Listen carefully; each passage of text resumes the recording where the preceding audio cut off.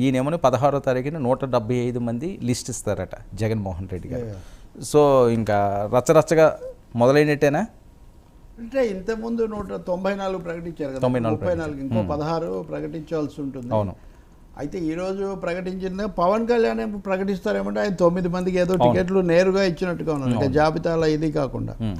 కాబట్టి తేలనివే ఇంకా కొన్ని అలా నడుస్తున్నట్టు కనిపిస్తుంది. బీజేపీ సూటిగా ఇంకా బయటికి రావాల్సి ఉంది. ఇంకా మీరు అన్నట్టు 16వ తారీఖు ఇడుపులపాయలో ప్రకటిస్తానని ముఖ్యమంత్రి జగన్ ఆ ప్రోగ్రాం కూడా ఆయన నిర్ణయం చేసుకున్నారు. కాబట్టి రంగం మొదలవుతుంది. రేపు ఎన్నికల సంఘం బహుశా రేపు నోటిఫికేషన్ ఇవ్వచ్చు అని భావిస్తున్నారు అని ఎక్కువగా అనుకుంటున్నారు. 15 సాయంత్రం వస్తుందని, ఈరోజు ఆ కమిషనర్ల నియామకం అది అవుతుందని. కాబట్టి ఇక్కడ మొత్తం కురుక్షేత్రానికి ఇంకా శంఖాలు మోగించడం అంతా అయిపోయిందని మనం చెప్పొచ్చు.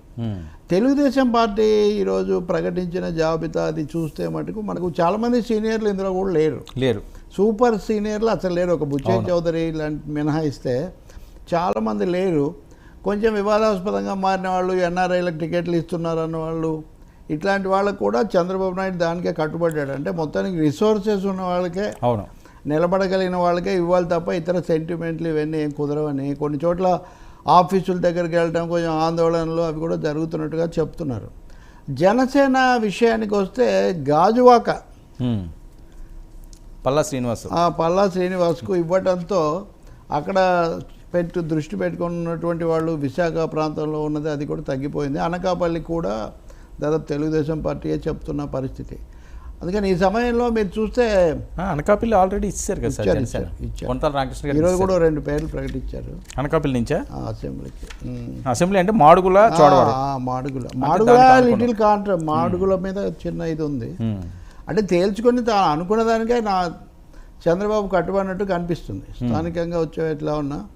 కాకపోతే ఈరోజు బొలిశెట్టి సత్యనారాయణ జనసేన ఆయన ఒక ట్వీట్ పెట్టాడు. ఆ ట్వీట్ ఏంటంటే అది డబుల్ ఎడ్జ్డ్ నైఫ్ లాగా 2 వైపులా పదున్న కత్తిలాగా ఉంది. అది నేను 10 ఏళ్ల నుంచి అన్ని వదులుకొని చేశాను, టికెట్ రాలేదు, నన్ను పిలిచి మాట్లాడలేదు కూడా, అయినా కానీ మనం పార్టీ కోసం ఉండాలి, మనం విజయం సాధించాక అవకాశాలు వస్తాయని. అంటే అక్కడ ఆయన ఉన్న పరిస్థితి చెప్తున్నాడు. అయినా కానీ సైనికుడిలాగా అలాగే ఉంటానని కూడా చెప్తున్నాడు. దీని మీద కొంచెం ఏదో వివాదంలాగా వస్తే మళ్ళీ ఆయన ఏదో దాన్ని వాళ్ళు పక్కదో పట్టించారని కూడా ఆయన అంటున్నారు. ఏదైనా కానీ జనసేనలో ఉన్న మూడ్ తెలుగుదేశంలో ఉన్న అలజడి అయితే కొంచెం కనిపిస్తుంది. జనసేనలో చాలామంది అవకాశాలు బాగా తగ్గిపోయాయి. ఇప్పుడు ఆయన ఏ విధంగా చెప్పినా అక్నాలెడ్జ్ చేస్తున్నారు కదా, పిలిచి మాట్లాడలేదు. ఇప్పుడు టికెట్ ఇవ్వకపోతే వేరే విషయం, పిలిచి మాట్లాడిన పరిస్థితి కూడా లేదు, అయినా ఉండాలి అని.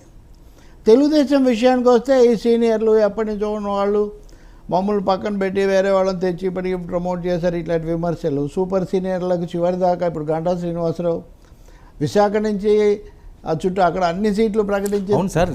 గంటా శ్రీనివాసరావు